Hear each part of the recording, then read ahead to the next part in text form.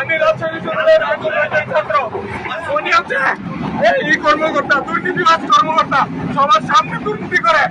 আমি পরে দিন কেন আমি জনগণের কাছে বিচার দিলাম, জনগণ দেখে নিয়ে।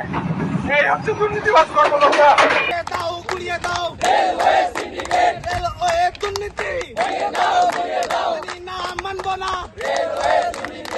এবং ঘুষ এটার বিরুদ্ধে হচ্ছে অ্যাকচুয়ালি ভয়েস রেজ করেছিলাম এবং তার ফলে হচ্ছে আমি আক্রমণের শিকার হয়েছি এবং এবং আমি হচ্ছে রীতিমতো হচ্ছে হত্যার চেষ্টার শিকার হয়েছে আর কি। তো হচ্ছে আমাকে এক পর্যায়ে তারা হচ্ছে কলার ধরে, তারপর হচ্ছে ঘাড়ে ধরে, তারপর আমাকে দুই বুকের মাঝখানে নিয়ে যায় এবং হচ্ছে আমাকে ধাক্কা দিয়ে হচ্ছে যে মেন ফটক দিয়ে চলন্ত ট্রেন থেকে হচ্ছে ফেলে দেওয়ার চেষ্টা করেছে এবং হত্যার চেষ্টা করা হয়েছে। কিন্তু হচ্ছে সৌভাগ্যবশত হচ্ছে আমি বেঁচে যাই।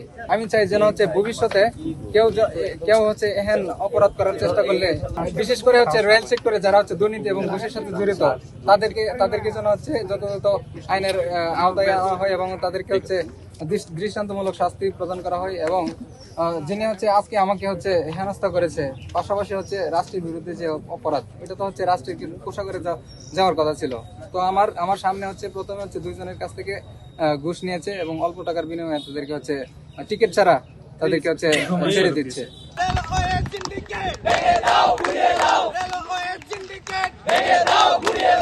টোটালটা আমরা রেল কর্তৃপক্ষ, কারণ রেল কর্তৃপক্ষর একটা সেন্সিটিভ জায়গা থেকে তারা নাগরিক সেবাটা দিতে ব্যর্থ হয়েছে এবং তাদের সেবা নেয়ার সময়ে আমাদের একজন মানে যাত্রী সে হেনস্থার শিকার হয়েছে এবং তাকে হত্যা চেষ্টা করা হয়েছে। তো সেই ব্যবস্থাটা তাদের নিতে হবে। প্রত্যেকটা গভর্নমেন্টের এই অবস্থা। আজকে মানে নগর প্রশাসক যিনি আছেন, উনি ছাত্র দলের একজন নেতাকে এখানে পাঠিয়ে দিচ্ছেন ওনার বার্তা দিয়ে। কেন এখানে আন্দোলন যারা করতেছে ওনাকে কেন কল দেয় নাই? এটা দায়িত্ব ওনার। আমি ওনার নাম্বার ম্যানেজ করে কল দিতে পারছি, উনি ওনার নাম্বার ম্যানেজ করে কেন কল দিতে পারেন? দ্বিতীয় ব্যাপার হচ্ছে ওনারা সাময়িক বরখাস্তের একটা কথা বলতেছেন।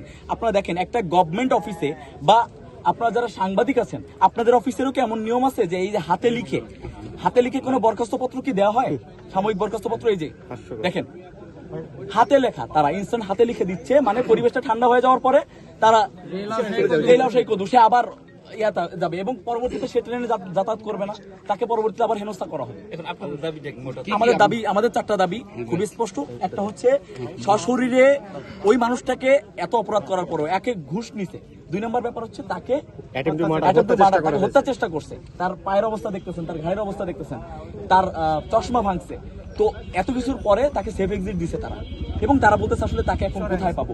আপনার অফিসের একজন কর্মচারী, তার থেকে এই ব্যাপারটা হয়েছে, আমরা কোত্থেকে পাবেন এটার জবাব আমাদের দিতে হবে।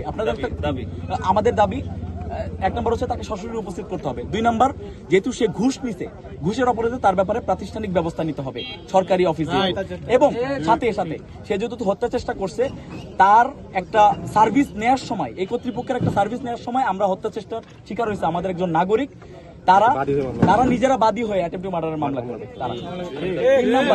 3 নম্বর, তিনি ফিজিক্যালি মানে অনেক ক্ষতিগ্রস্ত হয়েছেন এবং তার চশমা ভাঙছে এবং তার অনেক মানে ইনজুর্ড হয়েছে আর কি। সেই জায়গা থেকে তাকে উপর্যুপরি ক্ষতিপূরণ দিতে হবে। 4 নম্বর, খুবই গুরুত্বপূর্ণ ব্যাপার, যে স্টুডেন্টদের সাথে একে তো ভালো ব্যবহার অবশ্যই করতে হবে। আর এই দীর্ঘদিনের দাবি, এটা 90 থেকে চলে আসছে, দীর্ঘদিনের দাবি, সেটা হচ্ছে এখানে আমরা স্টেশন চাচ্ছি না। স্টেশন তো অলরেডি আছেই, আমরা বলতেছি না যে এখানে পূর্ণাঙ্গ স্টেশন করেন। এখানে আবশ্যিকভাবে যাত্রা বিরতি দিতে হবে। আমার শিক্ষার্থীর নিরাপত্তার কথা চিন্তা করে, ফাইন্যান্সিয়াল কন্ডিশনের কথা চিন্তা করে। একটা শিক্ষার্থী যখন দেখে যে এই রেল স্টেশন থেকে আমাকে হবিপুর পর্যন্ত আসতে 150 টাকা ভাড়া দিতে হবে, ওই রাতের বেলায় সে রিস্ক নিয়ে সে পায়ে হেঁটে আসে, তখন সে ছিনতাইকারীর কবলে পড়ে। তো এই যে দীর্ঘ একটা ক্ষতি হচ্ছে, এটা আমি একজন পার্সন হিসাব না করে এই 90 থেকে এই পর্যন্ত হিসাব করেন আপনি, আজ পর্যন্ত কত হাজার শিক্ষার্থী ছিনতাইয়ের শিকার হয়েছে, হাজার শিক্ষার্থী কোটি টাকা চলে গেছে এই ভাড়া দিতে গিয়ে। সো আমাদের 4টা দাবি খুবই স্পষ্ট এবং এটার কোনোটার জন্য আমার আইন পাস করা লাগবে না।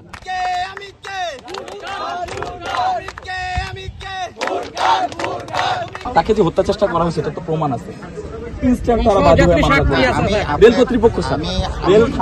আমি বলছি তো আপনার প্রতিটা যৌক্তিক দাবি এবং এই দাবির সঙ্গে আমি সহমত পোষণ করছি, আমরা সবাই করছি।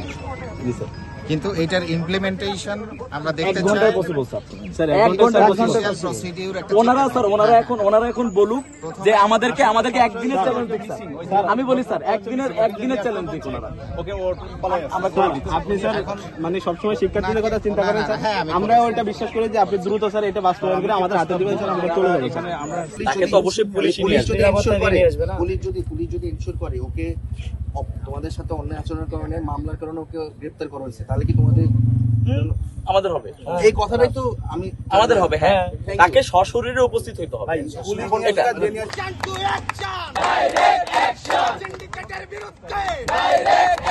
রেলওয়ের কোনো কর্মকর্তা অযৌক্তিকভাবে কোনো কিছু ঘুষ আদায় করুক, এটা আমরা চাই না। এই যে রেলের যে যাত্রীরা যারা আছেন, যারা নিরীহ যাত্রীরা আছেন, তারাও যে ভোগান্তিতে পড়ুক, আমরা সেটা চাই না। রাজশাহী বিশ্ববিদ্যালয়ের শিক্ষার্থীদের সাথে কোনো যদি অন্যায় হয়ে থাকে সেটির বিরুদ্ধে আমরা অবশ্যই সোচ্চার রয়েছি এবং আমরা যথাযথ কর্তৃপক্ষের সঙ্গে যোগাযোগ করেছি। তারা আশ্বাস দিয়েছেন যে যেই অভিযুক্ত যে কর্মকর্তা রয়েছেন তার বিরুদ্ধে বিভাগীয় তদন্ত করে তার বিরুদ্ধে ব্যবস্থা নেওয়া হবে।